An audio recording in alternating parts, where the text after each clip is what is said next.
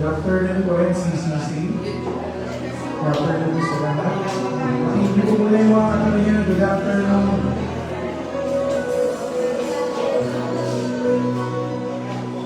God is holy. Amen. He is all, He is righteous. He is faithful to the end. He is our Savior, our healer, our Redeemer, and our friend. So let's all rise and worship Him for who He is.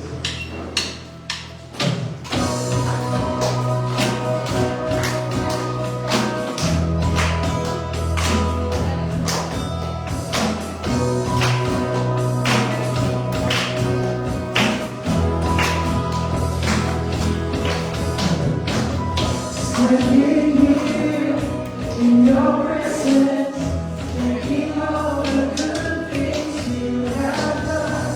Waiting here patiently, just to hear your still small voice again. Holy, righteous, faithful to the end. Savior, healer.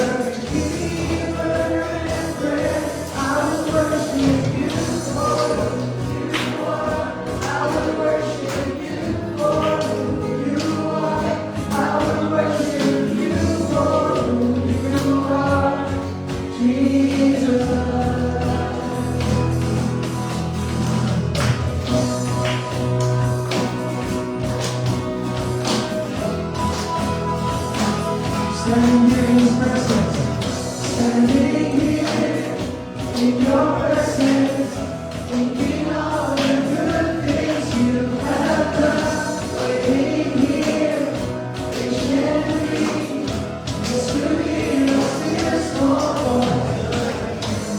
Holy, righteous, faithful to the end. Savior,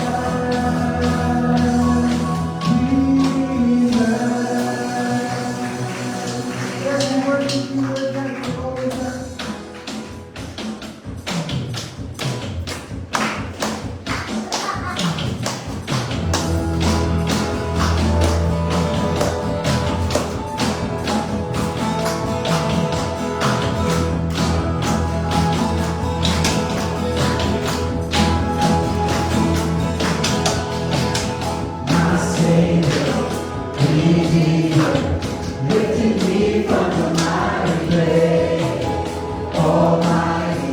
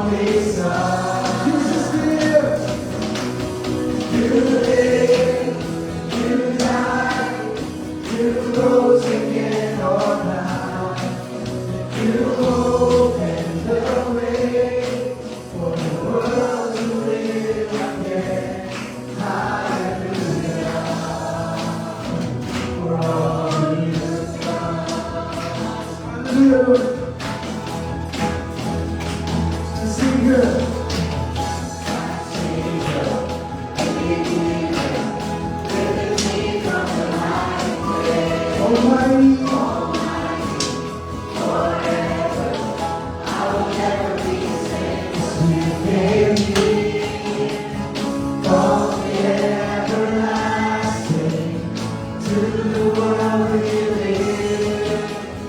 Father's only Son. You live, you died, you rose again on high. You opened the way for the world to live again. Hallelujah. For all you love. Yes, you live, you live, you died, you rose again on high. You opened the way for the world to live again. Hallelujah. For all you love. Sing hallelujah. Hallelujah. For all you love. Sing hallelujah. For all you love. Let's go to sing hallelujah. And Jesus, we adore you. We adore your name this afternoon, Lord. For everything you have given to us, Lord. For everything you have done for us. And for leading us, Lord.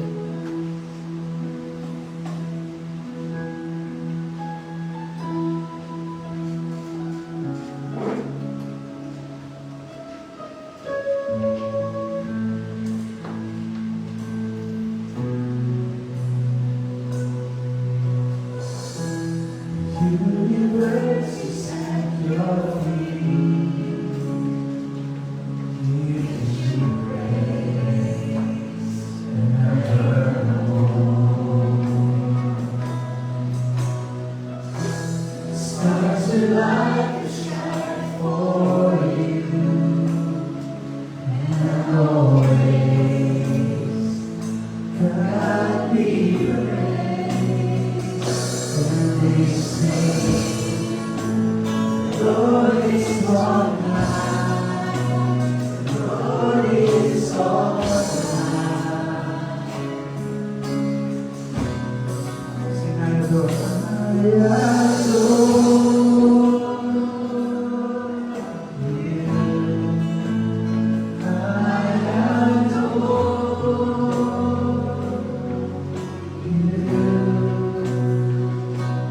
There's none that compares to your majesty, oh Lord. I adore you.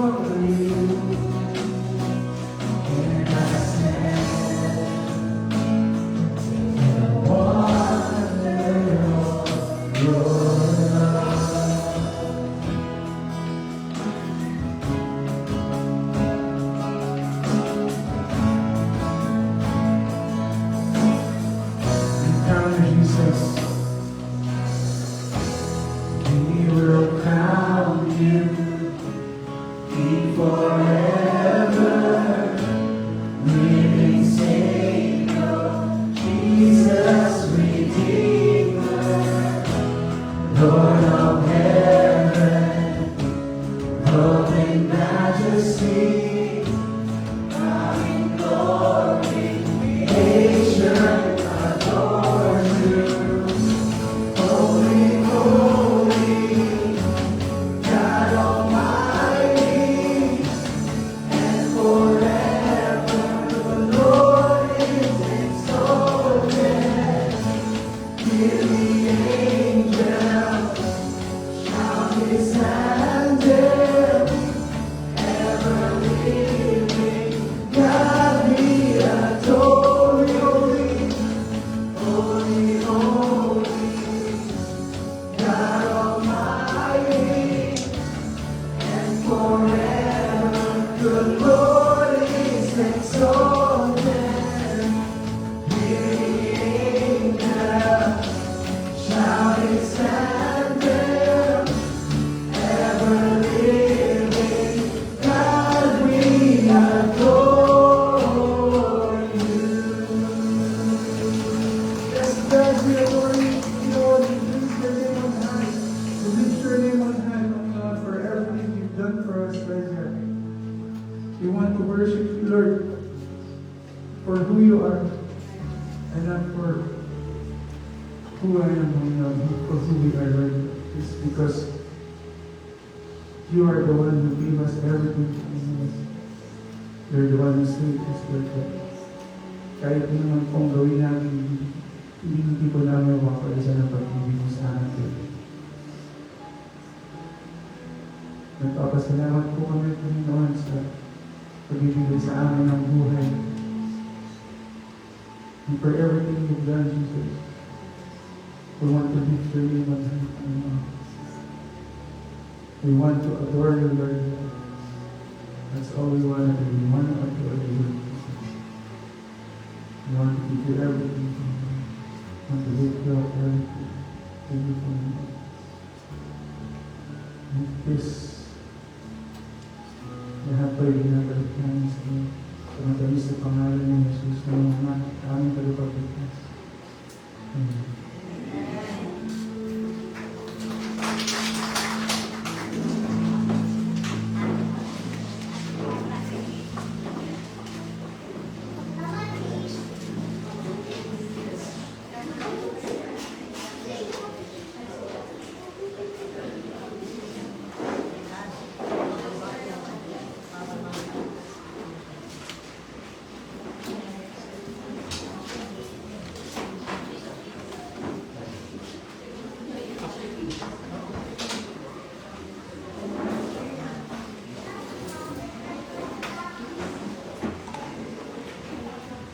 Pag-uusapan po natin ngayon ang hamon at pag-ubulay-bulayan natin ang mga talata at mga bagay tungkol sa kinalaman sa trust o pagtitiwala. Who do you trust in your life? Sino ang iyong pinagtitiwalaan sa iyong buhay? Marahil alam natin this week, napalitaan natin yung nangyari sa Thailand. Napalitaan natin. Tapos, siguro nung Monday evening, ako ay message ni Christian at mamaya-maya kinabukasan, nakita ko na natin yung balita. Nangyari po ay mayroon din di ba mga bata, I think sila ay grade 1, grade 2, or grade 3. Then, of course, sila ay sumakay sa bus. Yung bus ay sa kanyang pagkako ay tumama yung bulong niya sa pader pagkatapos biglang nag-iyak. Siyempre sa balita, nalaman natin kasi ang bilis nung apoy, no? Kasi pala ang kanilang ginagamit din ay LPG. Yun yung nakalagay, mas delikado. Dahil salita may nakalabas po, pero meron mga bata at teacher na hindi nakalabas. In fact, lagi po yan nasa Facebook reel o kaya sa YouTube. Kaya nakalala ko lagi kasi lagi na lang araw-araw Bagaman binalita na rin po sa pamamalita natin. At ang casualty po ay ang mga bata, dalawang bata ay namatay talaga. At yung nagdalaman ulit ay tatlong teacher. Ang nakaligtas siguro, kung 40 plus yung nakasakay, almost 90. Maraming mga rin na kung saan ang mga magulang, may tuwang-tuwa ay napindutan ng mga anak papunta sa bus.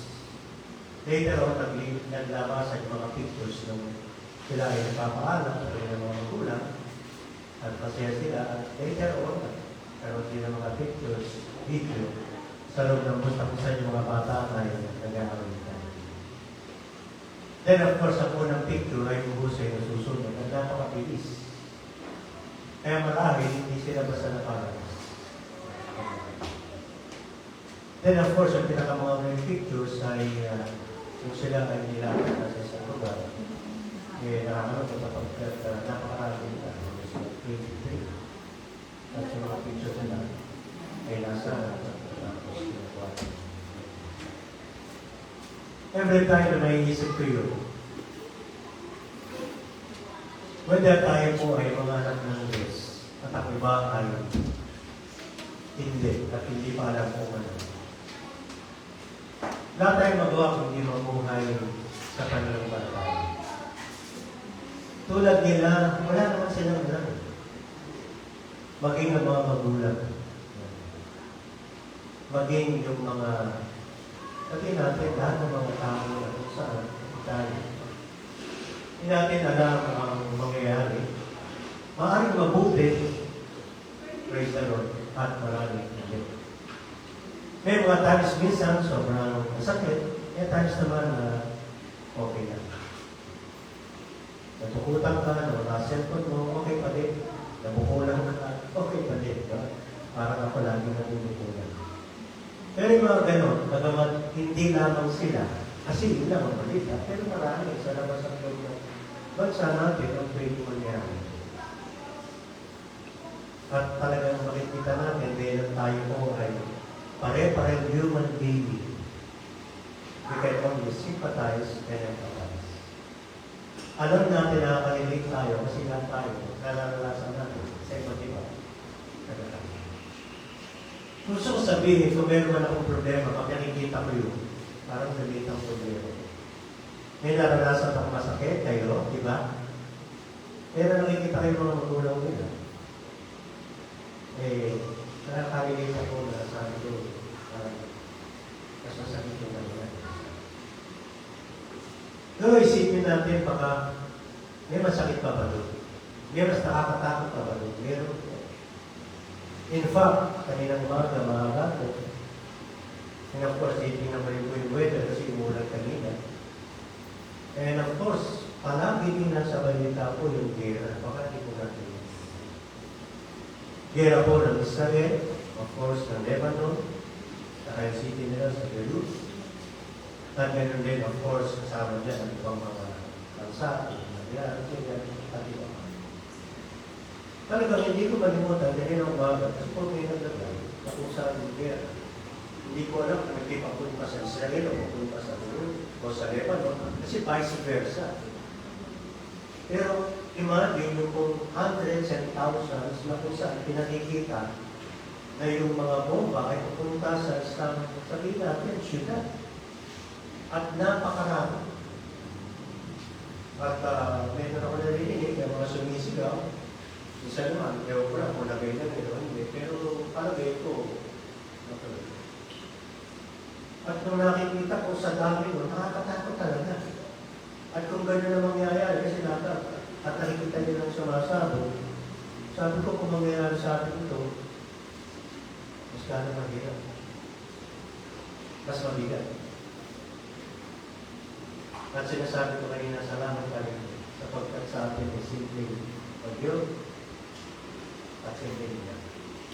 May mas higit na kung saan dinadanas ang bata.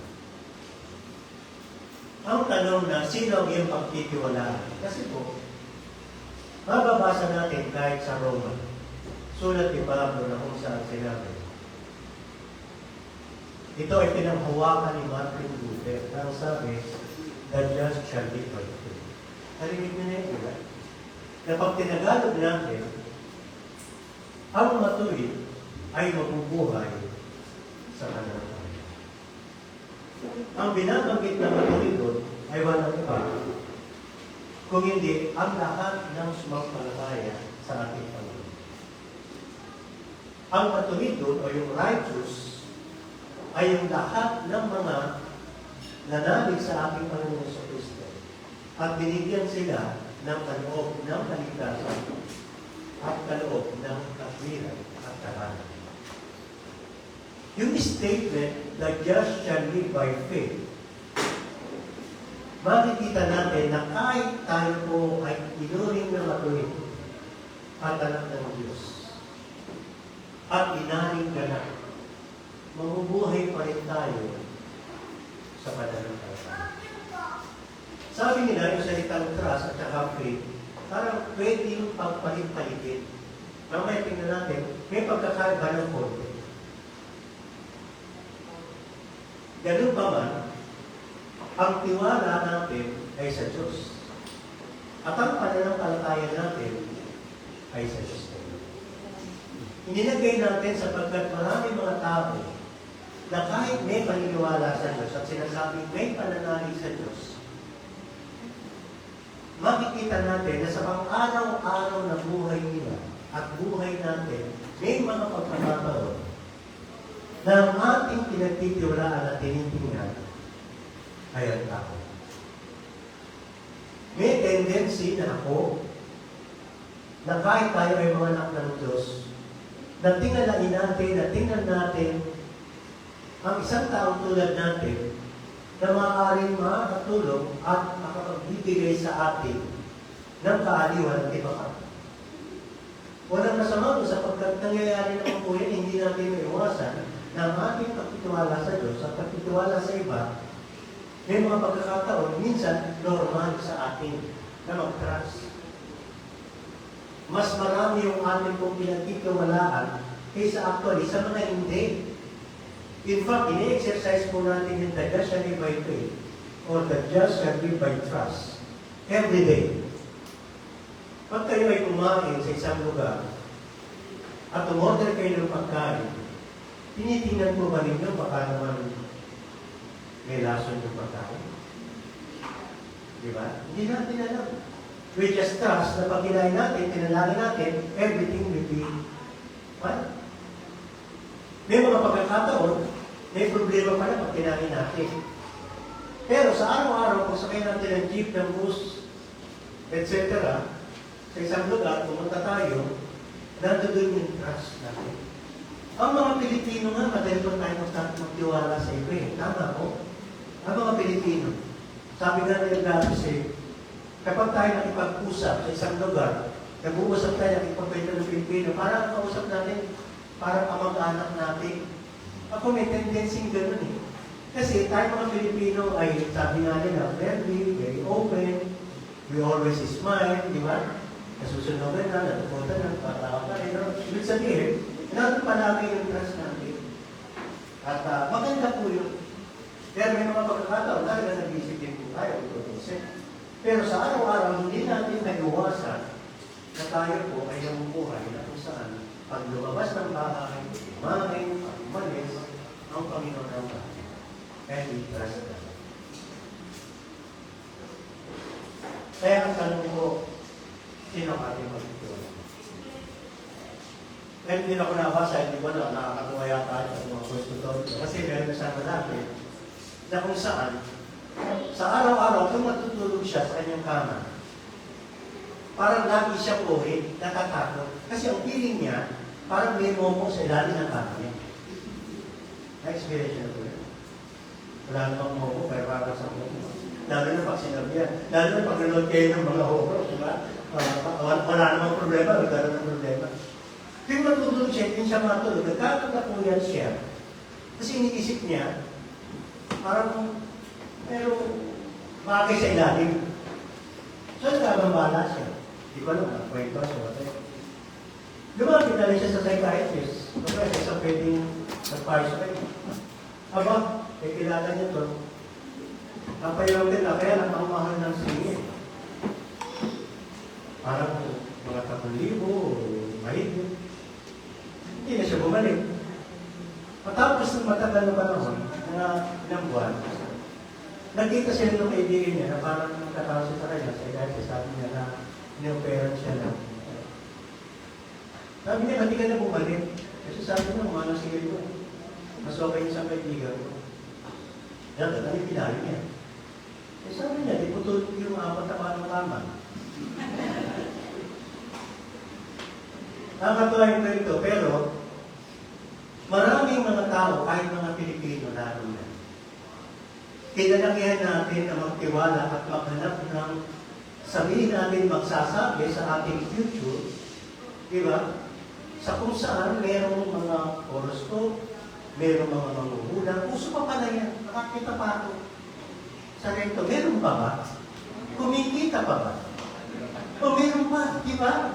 O kaya po, kasi napagawa ko sa rento, wala akong ngipin. Aba, may nagpapahula pa, kahit mali ang hula. Pag sinabi mo, gaganda ka. Yun na yun. Tapos may baraha pa, meron pa din. Meron pang na-churches, meron pang ano. Parang yung kanilang yung kanilang parang kinabukasan, yun na rin yun. Na kung saan, parang tinatanong nila, gusto nilang marinig kahit pa paano. Alam mo, kahit mga anak tayo, may epekto sa atin. Kahit nabasa natin. Minsan yung mga kilala kayo mga tradisyon, paniniwala, at minsan nakikita natin, sinasabi sa atin, na-apektuhan pa rin tayo. At natatakot pa rin tayo. Pero actually, lumalabas na meron pa rin tayong minsan tendency na paniwalaan at hayaan natin ang mga tao ito ay i-overwhelm tayo dun sa mga bagay ito. And yet, alam natin na ang katotohanan ng salita ng Diyos ang magpapalaya sa atin. Ang Panginoon ang siyang magbibigay sa atin ng kapayapaan at kaligtasan na dapat natin sampalatayan. Itong Jeremiah po na ating babasahin mamaya. Itong mga tao sa Judah, ang malaking kasalanan nila sa Diyos. Una, siyempre nagkahiwalay na sila yung Israel, yung atin, sa Judah. Nawala na maraming yung Israel, yung Judah na lang. Later on, ang Judah lumayo din sa Diyos. Kasi sa matagal na panahon, na dapat ang kanilang sinasamba at sinasampalatayanan naman kinikilala ay si Yahweh. Pero ang dami mga idols.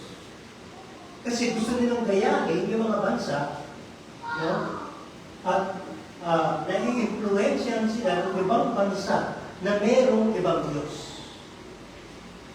Kaya ang nangyari, yung iba, sumama at naniniwala sa Diyos. Kaya ang Diyos ay nagagalit sa kanila.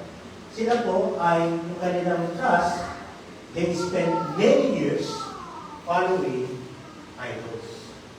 At dahilan po dyan, ang sabi, because of the people have misplaced their trust by following idols, God will send them into captivity. Dahil sa kanilang mga tigasanggulo, sila po ay makukupkub din. In fact, ang kukupkub sa kanila, pero maging ang Babylonia, sa kanilang bansa, dahil po sa katigasan ng ulo. By the way, tulad nila at tulad natin, minsan din, sa katigasan din ng ulo, at hindi natin pagsunod, nagkakaroon tayo ng mga disiplina at pagtutuloy ng Diyos sa atin. Sila din naman. When the Babylonians came against Judah, there would be 2 temptations. Nung susugod na po ang Babylonia para sila sa bukid, ang temptation nila ay ito. Sila ay umawak sa kanilang mga army. The people would be tempted to trust in Judah's army rather than, God. Totoo na naman, di ba? Palakasin natin ang ating mga army. Pag-usayan natin, i-train natin. Imbis na sila ay magtiwala sa Diyos. Yung pangalawa, ang temptation nila, humingi sila ng tulong dun sa foreign countries. Imbis na sa Diyos. Kaya ang hamon ng Diyos, sinabi kay Jeremiah, no, you need to trust me, not some. The same thing sa atin. pagdating ng sitwasyon na yan, saan po tayo magtituan? Anong gagawin natin? Ganon din po sila. Kaya basahin po natin ang konteksto sa Jeremiah 17. Yan po ang istorya tungkol yan. Na kung saan ang sabi, thus says the Lord.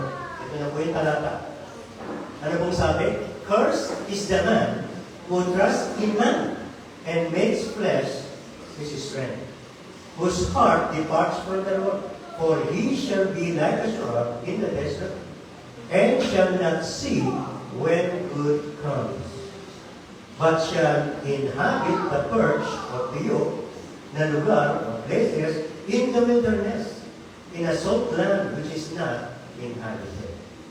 Yung pangalawa, talagang contrasting. Kung sabi ko, blessed is the man who trusts in the Lord and whose hope is the Lord. For he shall be like a tree planted by the waters, which spreads out of its roots from the river, and will not fear when it comes. But its leaf will be green, and will not be anxious in the year of drought, nor will cease from yielding fruit. Kaya, nakakatuwa na tingnan na kung saan yung verses 5 and 6 ay trusting man. Yung 7 to verse 8 is trusting the Lord. Kaya dalawa lang po naman ang pwede natin pagtiwala. It's either the word, the man, or that. Talagang ang Diyos. Marami mga tao, akala nila ang Diyos ang kanilang sinasampalatayanan. For soul believe that they believe God. That's so. Dahil sinasabi ng tao, bakit naniniwala naman ka ng Diyos? Sinasampalatayanan ko naman siya. Depends. Pinakikita, dapat natin makita anong pananampalataya at ano ang trust na makita po natin. Faith and trust, tingnan po natin. The word translated trust, ano ba sa Tagalog yan? Tiwala. In the Bible, literally mean a bold confident, sure security, or action based on that security. Okay. Trust is not exactly the same as faith, which is the gift of God. Rather, trusting is what we do because of the faith we have been given. Kita niyo po? Maliwanag, ano? So, yun palang ating pananampalataya, yung nauna na tinanggap natin ang ating Panginoong Kristo bilang ating tagapagligtas. That is faith. And because of that, we were given like salvation and forgiveness and the gift of sanctification and righteousness. Yun yung ating pananampalataya. Hindi natin yung ginawa. Kaya kung sinasabi niya, yung trust ay pagpapakita, no, yung buhay natin, resulta ng ating pananampalataya sa Diyos. Tulad po ng ngayon. Tayo po ay nandito, kailan sa ating pananampalataya sa ating Panginoon. Iniligtas tayo. No? At pinatawad na ating mga kasalanan. At ang paglakad natin ngayon ay ang pagtitiwala natin sa Diyos natin na ating sinasampalatayan. Trusting is believing in the promises of God in all circumstances. Pakibasa lang yung first statement, bago rin ko. Sa Tagalog po, ang ating tiwala ay sa Diyos, sa Kanyang pangako sa lahat ng mga pangyayari. Even in those where the evidence seems to the contrary. Yun ang mabigat, no?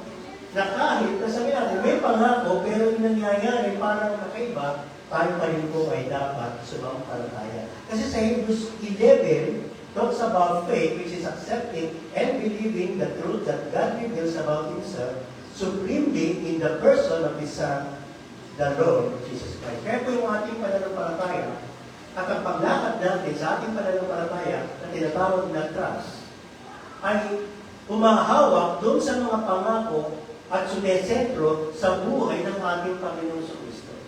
Sa madaling salita, ang tinitingnan po natin ay mga katotohanan ng Diyos sa kanyang mga salita na kanyang pinakakot sila isa. At tinitingnan natin ang buhay at ginawa ng ating Panginoong Kristo sa atin. Nevertheless, the practical consequence of faith in God is trust. Ayun. which we prove by living out our full acceptance of God's promises day by day. Furthermore, it is by this trust that we are promised peace. Anong sabi? You will keep in perfect peace those whose minds are steadfast because they trust in you. Pag tayo ay steadfast sa ating Panginoon, ang sabi niya,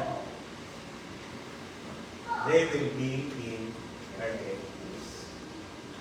Tingnan po natin yung mga talata. Okay. Medyo mabigat yung sinabi at pinasabi ng Diyos kay Jeremiah na sinabi ng ating Panginoon. Ang sabi, ang taong nagtitiwala sa tao ay malas. Walang pag-asa. Yun po ba sinabi? Ang bigat. Di ba? Nagulat ako kasi ang sabi niya, cursed is the man who trusts in God. Sumpain ang tao na nagtitiwala sa kapwa-tao. Sapagkat ang Diyos, alam niya, siya lamang ang Diyos na makapangyarihan sa lahat. Kaya niya ang lahat na gawin para sa atin. At may mga bagay na seems contradictory o kaya hindi natin nakikita, ito ay sa maraming pagkakataon ay paraan at gawa pa rin ng Diyos sa atin upang tayo ay magtiwala sa ating Panginoon. Kasi ang trust ay hindi lamang sa mga bagay na magagandang pangyayari sa buhay natin. Makikita natin ang kapangyarihan ng Diyos sa mga bagay na pangyayari na minsan mahirap at mga bagay na hindi natin alam. Kaya hindi ka dapat sumuko. Dapat tayo magpatuloy kasi hindi mo kaya yan. So, ibig sabihin yan, ang Panginoon ay hawak at kaya niya ang mga bagay niya. And makes flesh his strength. Ano ba sa Tagalog yung flesh? Laman. Napatay ko pa na. Kaya pala sumisigaw ako. Ibig sabihin, cursed is the man who trusts man and makes his flesh his strength. Maraming mga tao yan, di ba? Yung lakas nila, ginagawa nilang talagang puhunan. Pinagtitiwalaan. Kaya ko naman itong lakas. Kaya, ang Panginoon, ang sabi, cursed is the man who trusts in man and makes his flesh or flesh his strength, whose heart departs from the Lord. Pwede ba mangyari? Na kung saan, kung pinagtitiwalaan natin ang tao, at ang kakayahan ng tao at kakayahan natin, kanina tayo nagtitiwala? Sa tao. So talagang ang tendency, lalayo ang iyong kalooban at puso sa Diyos. Kaya nga, sabi ng ating Panginoon, di ba? You cannot serve God and man. Di ba? Hindi natin pwedeng maging Panginoon ang dalawa. Kasi pag sinabing Panginoon natin, sinusunod po natin at sinisimpalataya na natin sa ating buhay. Kaya hindi pwedeng makipag-compromise ang Diyos sa kalakasan ng tao. Tayo rin hindi. Ang sabi, ang Diyos is a jealous God. Hindi niya pwedeng ibigay ang kalwalatian niya sa iba. Sa Kanya lang. Ang papuri at pagsamba ay sa Diyos lamang. Kasi po ganito, kapag tayo ay natugunan ng tao, masasanay tayong tumingin sa tao lang.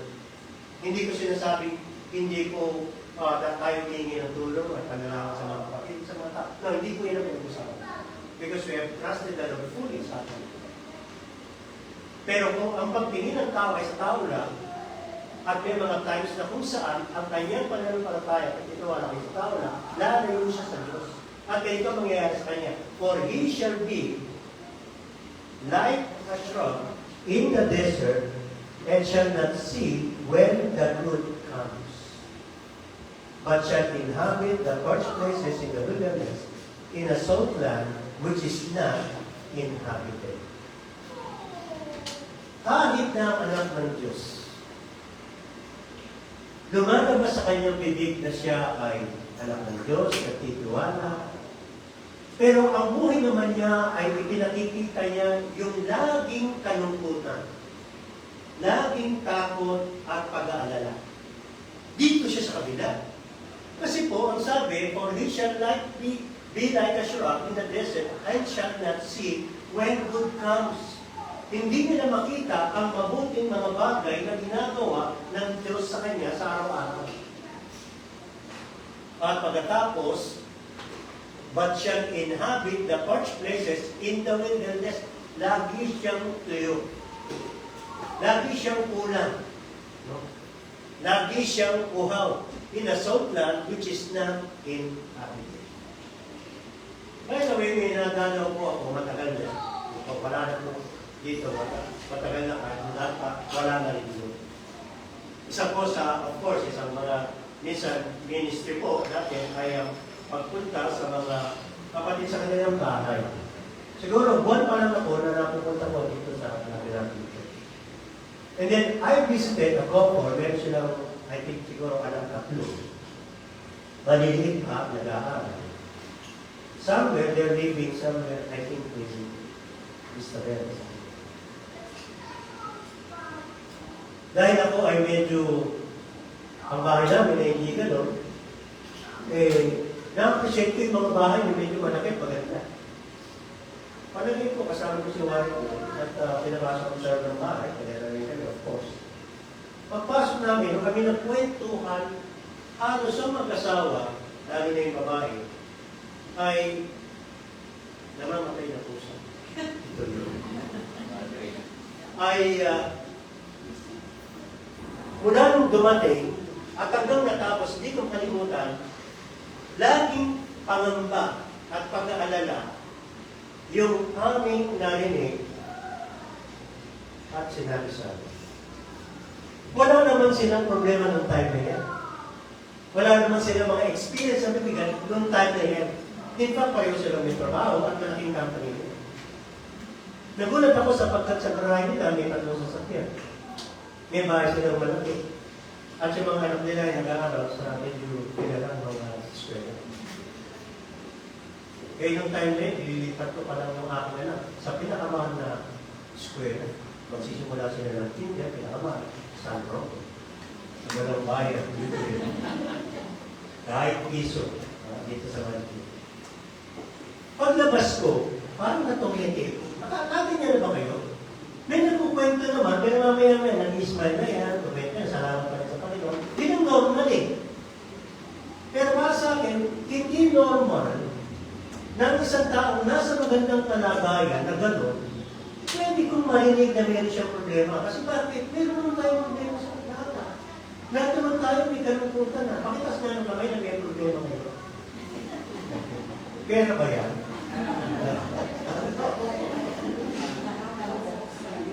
Pero, marami tayo na-encounter niyan, pero nakukwento siya, masaya pa rin. Then later, after 2 weeks, tapos na yung problema. Iba din yung kwento niya. Kahit masakit pa, pero nagkakataon. Sa awa ng Panginoon, lalagpasan natin. Sa awa ng Panginoon, binibigyan ako ng kalakasan araw-araw. At yun ay normal sa atin. Bilang anak ng Diyos. Ang Diyos ang gumagawa. Pero itong mga talatang ito, lagi siyang malungkot, laging tuyo ang kanyang buhay. At nakakalungkot kung sinasabi pa niya na siya ay anak ng Diyos. Kasi po tayo mga anak ng Diyos, meron tayong kapayapaan. Amen? Meron tayong kasiguraduhan. Meron tayong kaligtasan. Meron tayong kabutihan na nagmumula sa Diyos. Meron tayong pagpapala mula sa Diyos. Iniingatan tayo ng Panginoon araw-araw. At huwag nating tingnan ang kilos at buhay natin dito sa lupa at i-relate natin sa ating relasyon at pananampalataya sa Diyos. Doon siya magagaling ang Diyos.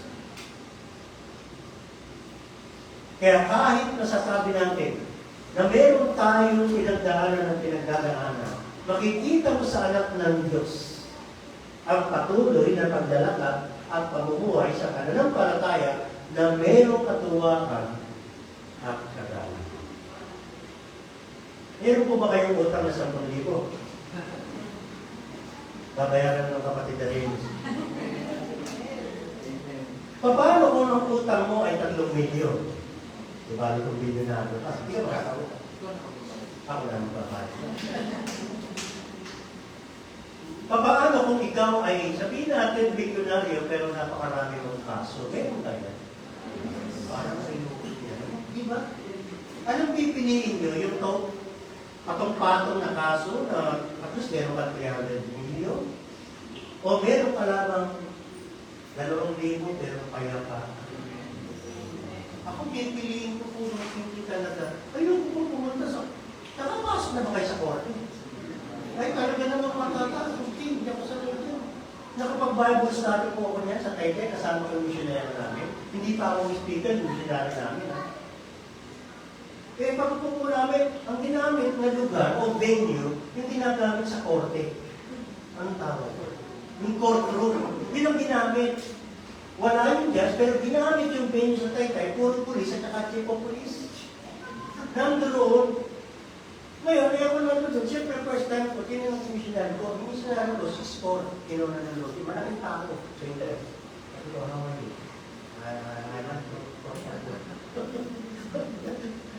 I don't like what I'm feeling, sabi niya sa kasi parang hindi kami sanay sa gano'n. Papaano pa kung meron tayong gano'n? Palagay ko, napakayo. Isa sa dalangin natin, mag-usang na mga saboy natin at sa atin, ilayo tayo sa gano'ng experience. Magpatawad tayo, okay na sa atin, sabi ng Panginoon, hindi tayo ng tawad, kung tayo ay gagawa ng gano'n. Bakit? Kapag hindi yun, karanasan natin. Ngayon, tingnan natin, yung kabutihan ng Panginoon. Blessed is the man who trusts in the Lord and whose hope is the Lord. Kasi pag lumapit ka sa manghuhula, nasa na pag-asa mo? Diba? Kapag sinabi mo, hindi, swertehin din ako. Sino yun? Actually, that is not a person. Ang swerte, pinag-aaralan nga ng ano, sino to? Wala, inimbento ng tao. Is not even a person. At marami, minsan, habang lumalabas sa mga bibig, sige, bonto yan, sige, pahala ka na at good luck. What is good luck? Samantala, ang Diyos, buhay. Kaya ang mas higit na sasabihin natin, pagpalain ka ng Panginoon. Pagpalain ka ng Panginoon. For he shall be like a tree planted by the waters, which is spread out its roots by the river. So, ang nagtitiwala sa Diyos, para daw siya na puno na nasa tabi ng ilog, di ba?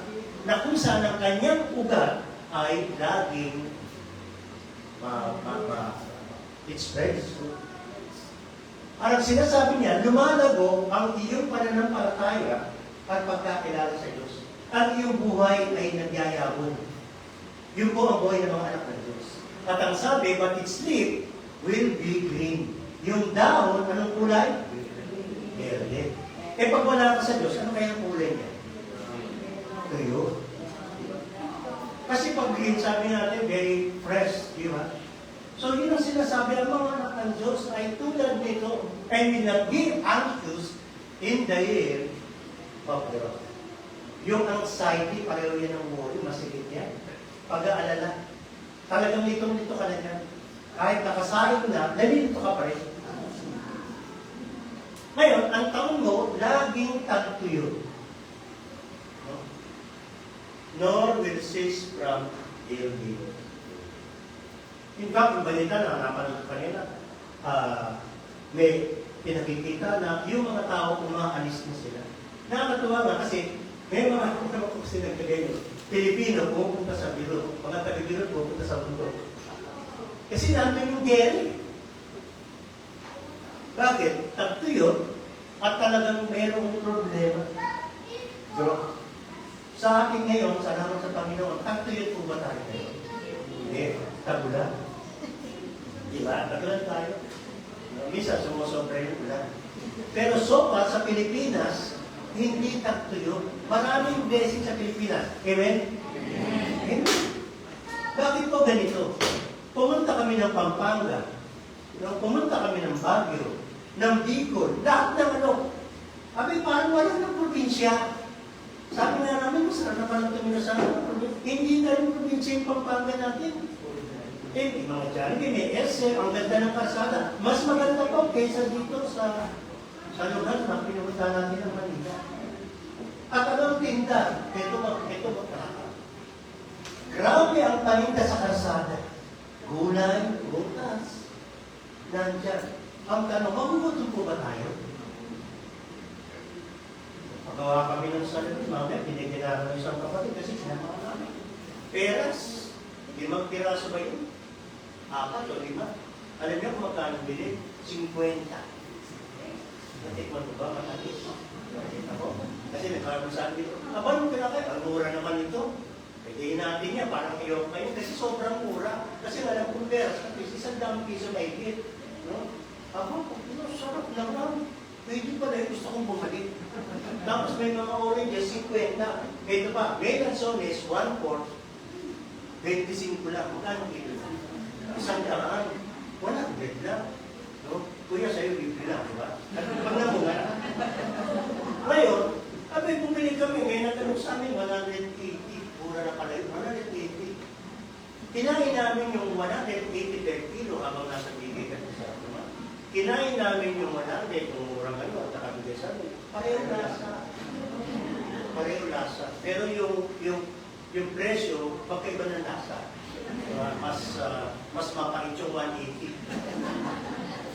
Madaling salita, talagang lalabas, papaano po tayo tumingin at magtiwala sa Diyos? Pag lumabas tayo, ano nakikita natin na? Nakikita ba natin, ay, bagyo? Wala akong bagyo. Ako nakukulat sa mga kapatiran natin. Uy, ano may bagyo? Eh, tinitingnan ko. Nanonood ko na, walang bagyo eh. O, taningin kayo, ngayon po ba may bagyo? O, kita nyo, hindi nyo alam. May bagyo ba ngayon? Sa labas ng bansa, may bagyo ba? Meron ano? Wala na po.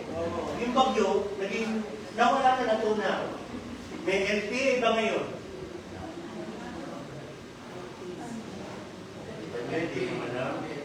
Wala. Wala ngayon. Balikan na. Isang araw. Kasi po, grabe lang ngayon.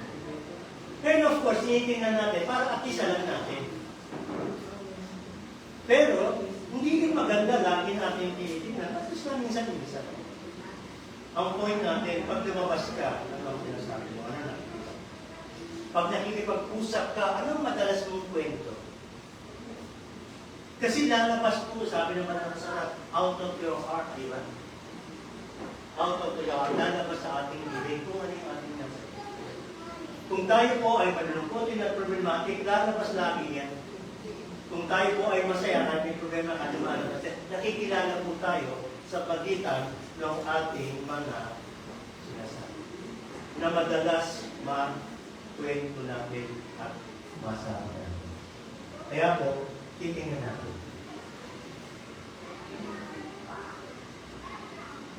Ang tanong ko dito sa isang pangyayari sa Marco, why are you so afraid? Sino po nagsabi niya? Ang ating Panginoon. May pangyayari na ang mga alagad kasama ng ating Panginoon after the ministry at pagkatapos sumakay sila ng bangka. Narinig niyo na po ito, no? Tingnan po natin, ha?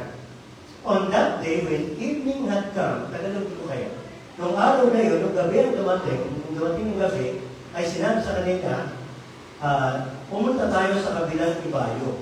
At iniwan nila ang maraming tao at pagkatapos, sumakay sila sa isang bangka. At, yung isip ko na lang, and other boats were with him. Leaving the crowd, they took him with them in the boat. So, pinang ng ating Panginoon, yung mga lagat, just as he was. Ngayon, at meron pang mga ibang mga bangka. And a great windstorm arose, and the waves were breaking in the boat, so that the boat was already filling. But he was in the stern asleep in the cushion, and they woke him and said to him, Teacher, do you not care that we are perishing? And he awoke and rebuked the wind and said to the sea, Peace be still. And the wind ceased, and there was a great calm. He said to them, Why are you so afraid? Have you still no faith? And they were filled with great fear, and said to one another, Who then is this man that even the wind sea obey him? Itong pangyayaring ito ay talagang kung pag-iisipan natin, no? Kasama ng mga alagad ang ating Panginoon. Ang ating Panginoon, of course, nakita nila, merong kapangyarihan, no? At dahil lang siyempre sa pagod, pumunta sila sa iba ng ibayo para siguro magpahinga, sumakay sila ng bangka. Pagsakay po nila, anong ginawa ng ating Panginoon? Natulog. Eh yung mga alagad, gising o tulog? Gising. Takot kasi, dun sa lugar pong yan, ay tulad po natin na biglang minsan mayroong thunderstorm, sila din may biglang malakas na hangin. Nakala mo bakit? Eh, matataas ang alon, so gising sila, at yung alon, ay yung tubig, ay pumasok sa loob ng bangka. Marami siguro ay inaalis sila yung tubig. Pero sila ba'y payapa? Hindi. Takot na takot ba sila? Yes. Sa takot nila, anong ginawa nila mga kapatid? Ginising ang ating Panginoon. Imagine, of course, ang Panginoon, kahit sa ganitong pagkakataon, pwede siya matulog. At tulog na tulog siya. At ginising siya. Ano po ang sinabi nila nung ginigising siya? Sinabi pang may bago po, pakitigil. Ganun po ba sinabi nila? Hindi. In fact, sa Tagalog, ang sabi niya, abay, tayo mapapahamak. Wala po ba kayong gagawin? Wala kayong gagawin para tayo po ay tayo mamamatay na. Alam mo, sa kanilang sitwasyon, tama ang Panginoon. Wala silang pananampalataya. Sobra ang takot nila. Ang sabi niya, Teacher, do you not care that we are perishing? Pero hindi naman ito mo. Nakakita sila ng mga himala. Kasama nila ating Panginoon. Hindi po ba kayo natatakot o hindi ba kayo nagkikil na kung saan tayo po ay mapapahama? At pagkatapos ginising siya at ang Panginoon ay sinabi, nilibot niya at tumigil. At nagulat sila, sabi niya, sino ang parang Diyos? Ang sabi na pati ang storm ay sumusunod sa kanya. Ang malungkot na sinabi ng ating Panginoon ay Why are you so afraid? Ewan ko kung nalagay tayo sa lugar ng mga alagad na nasa loob tayo ng bangka at pagkatapos napakatas ng alon at talagang nahirapan tayo, hindi mo kayo matatakot. Sino dito okay lang?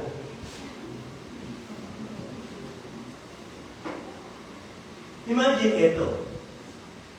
Kung titingin tayo ng theology dito, kasama natin ang Panginoon, pero may bagay pa rin. Tama yun.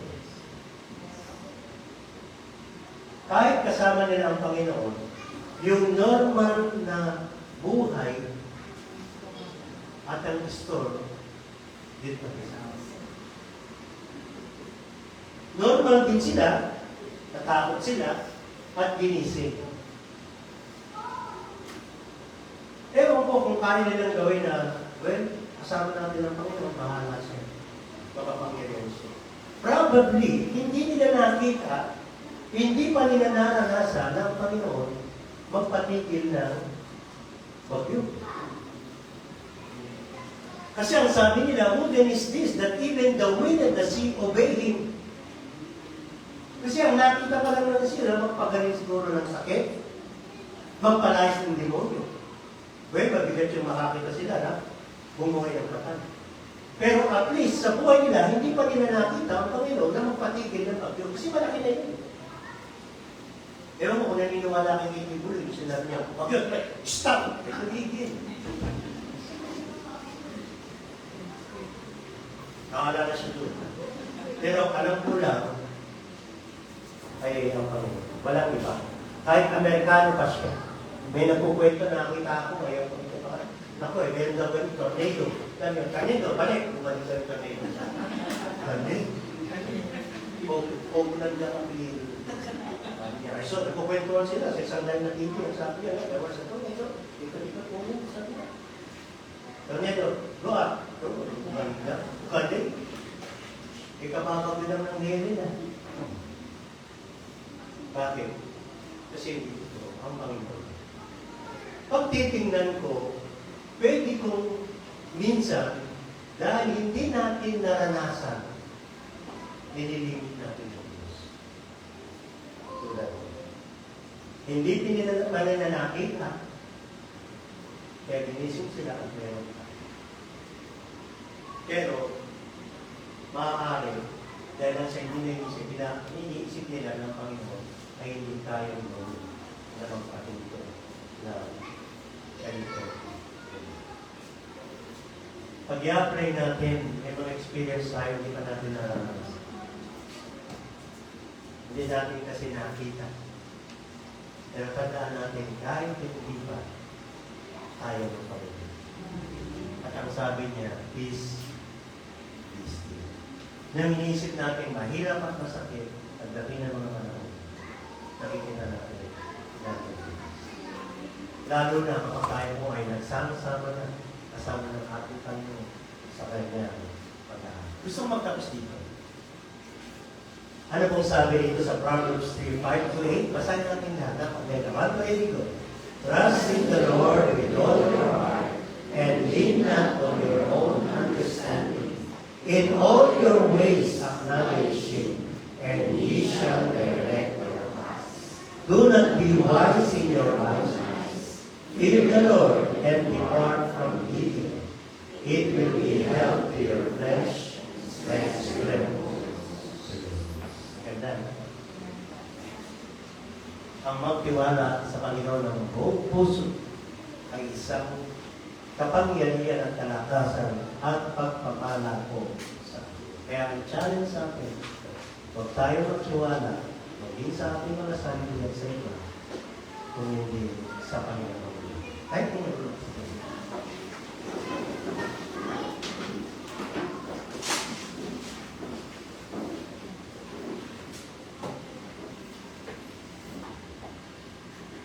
Ang naghamon po sa atin, sagutin natin yung tanong na sino ang ating pinagtitiwala. Napakalinaw po ng ating Panginoon sa Kristo. Siya ang ating Panginoon at tagapagligtas na dapat natin pinalangin at samantalatayanan kaysa po sa iba dito sa Diyos. Why not trust the Lord today? Sabi natin, Lord, at trust the Lord. Tanggapin po natin siya at sa mga. Handa po natin ang ating sarili sa tanggap po ng pinag-sama. Tungkol po sa ating Panginoon sa Kristo na ating pinag-usapan at ating sinasabi.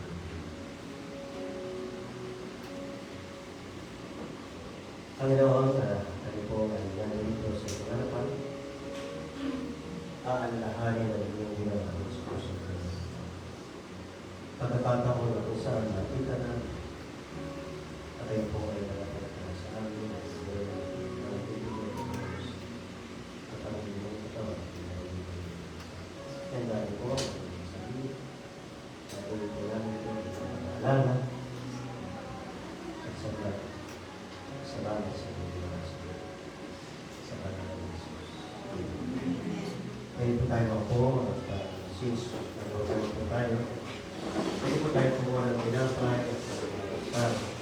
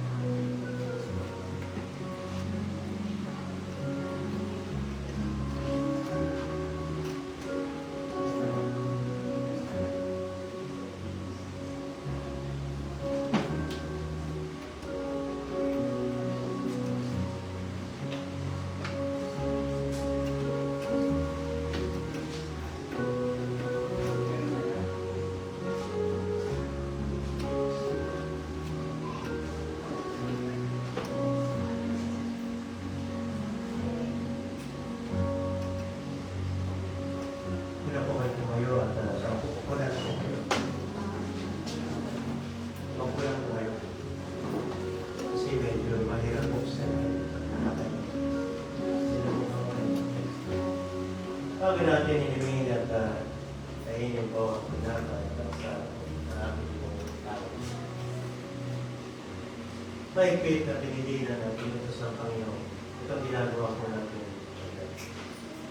For Sunday, pwede po natin gawin ng Sunday, araw-araw. Sampangan po natin pinatay ang simbolo ito ng katawan ng ating Panginoon. Hindi po siya talagang higing katawan at lulot na tulad po ng tinutulungan. Ito po ay isang simpleng pag-aalala na inutos ng Panginoon sa atin na ang kanyang katawan na pinahirapan ngayon po sa atin. Itang salo na tuntangan ng simbolo po ng Panginoon. Ang kanyang pagdugo ay nabuhos naranasan po ng mamatay. Dahil po ang kanyang katawan at kanyang dugo ay nabuhos. At siya po ay binibidig at buhay at tapos ay siya po ay nabuhay. Pero ang tanong, bakit sinutos ng Panginoon ang lalahan natin? Ibig sabihin, sa buhay natin, ang sentro ay walang iba kundi ang buhay, kamatayan, at pagkabuhay ng mabuhay ng ating Panginoon. Ang sentro ng iyong pananampalataya ay walang iba kundi si Kristo. Ang sentro ng ating pagsamba at ang ating buhay ay walang iba kundi ang sentro lahat ng pag-anapan sa buhay nito. Ano ba siya? Ang Panginoon sa Kristo. Ang sentro. Na dapat natin pagpapalasan at tumalan.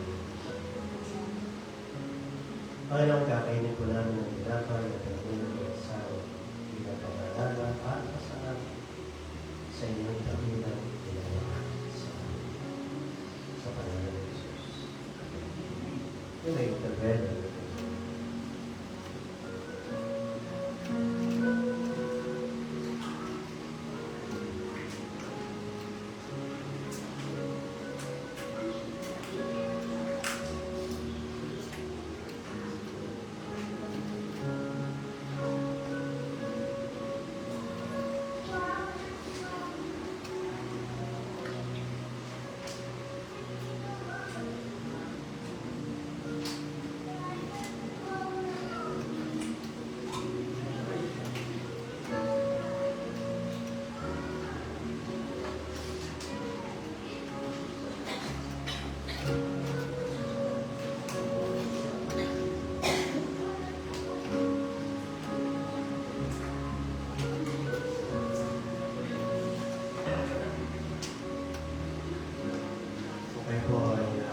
Na sa mga kapatid na handa para po sa ating pagkabaloo. Mga kapatid po. Hindi rin po sa ating pagkabaloo.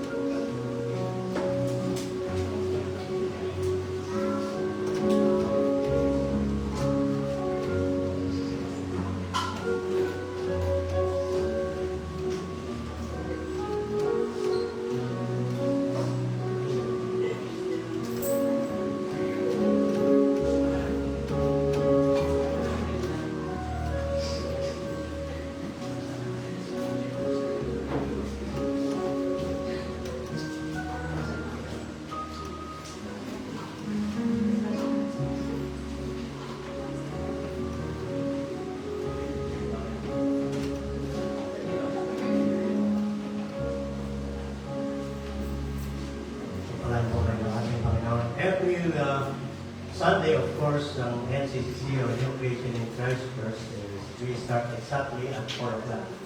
Kasama yung mga kapatid natin, tayo po ay naka-live stream o online. Mga kapatid po natin na wala dito ay nanonood po sila.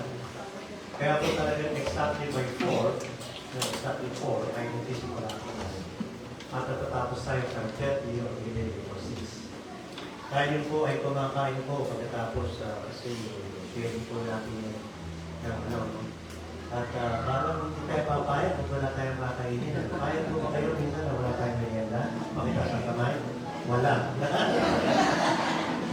So, fellowship po natin. At every Wednesday, meron po tayong prayer meeting, pero online, hindi dito. No? So, ang oras po yan, alas 8 pa rin, hanggang alas 9 lang. 1 hour lang po yan. Pag kayo ay hindi makapag-live stream, kasi yung alam po po, of course, depende sa inyong data. Yung iba, nasa trabaho pa, no? Minsan, talagang late na, traffic na, so it's okay. Pero pwede po kayo magsulat sa ating NCCC chatroom ng inyong mga pasalamat at natuwa ko, may mga kasama kayo, kasama natin ngayong hapon. Panapakan po natin sa mga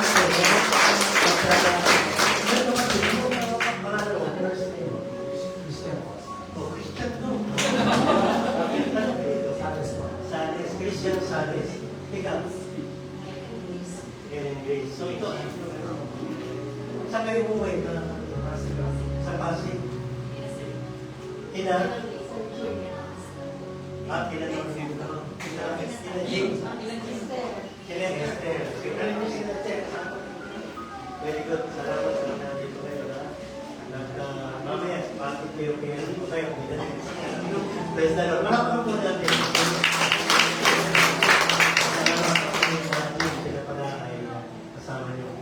Nakikita ko sa inyo kayo, talagang napakarami nyo, no? Ang ano, kahit kayo ng kain. Ganda na mga fellowship niya, okay. So tayo po tayong lahat at tayo po ay pagkasalamat sa mga tinapayot and then tayo to worship Jesus at also sing kayo. Diba, kapatid, pagpalain kayo ng ating Panginoon. Ang Panginoon ang siyang tutugon sa lahat ng iyong pangyayari. Kung meron kang karamdaman ang Panginoon, ang may pagpapagaling sa iyo, maging sa iyong mga mahal sa buhay. Pero mapangailangan ang Diyos na iyong pinagtuunan at sinampalatayan ay tutugon sa lahat ng iyong pangailangan at maging sa iyo. Ang Diyos ang mag-iingat sa ating lahat at bibigyan niya ng pagpapala ang ating sarili. Pagpapalain kayo ng Diyos sa araw-araw at sa kanyang kabutihan ang lahat ng kanyang mga pangalan ay tutuloy. Pagpapalain kayo ng ating Panginoon sa pangalan ng Ama, ng Anak, at ng Espiritu Santo ang lahat ay nagsali. God bless po sa inyo. Amen. All praise Jesus for all He has done for us.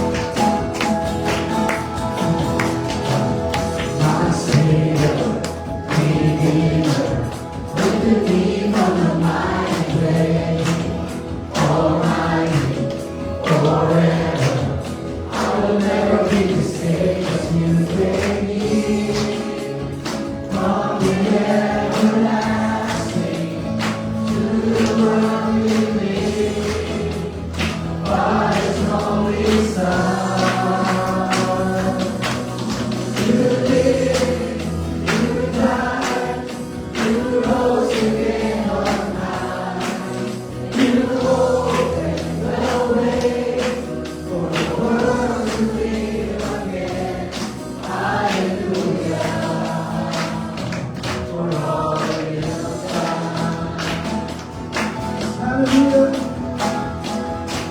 See my Savior. My Savior.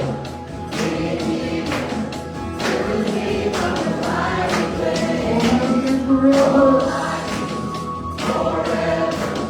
I will never be the same as you gave me. From the everlasting to the world we live. God is only Son.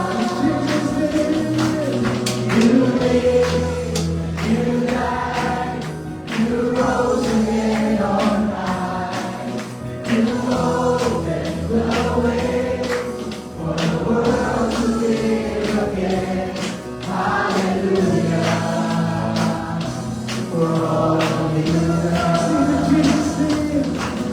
You live, you died, you rose again on high.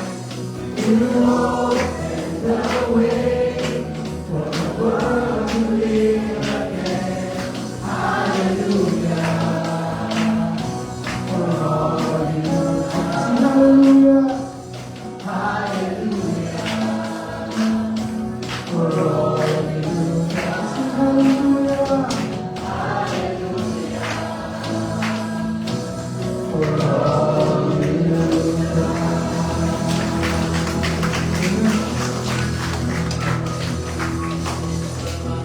Sa Sunday po ay kasama natin ulit ang kapatid na Dylan. Siya po ang speaker natin sa Sunday. So let me absent siya po ang guest speaker natin sa Sunday. And of course, salamat Lord sa aming food. In Jesus' name, Amen. Gusto rin po, hindi natin